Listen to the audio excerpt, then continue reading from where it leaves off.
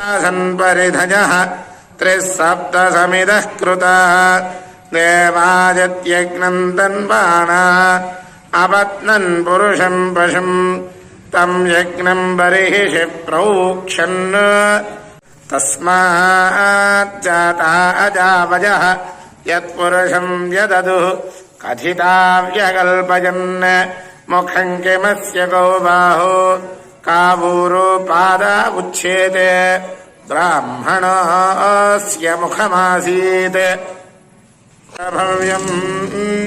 उदामृतत्वस्येषानः यदन्नेनातिरोहति एतावानस्य महिमा अतोऽत्याजागुश्च पूरुषः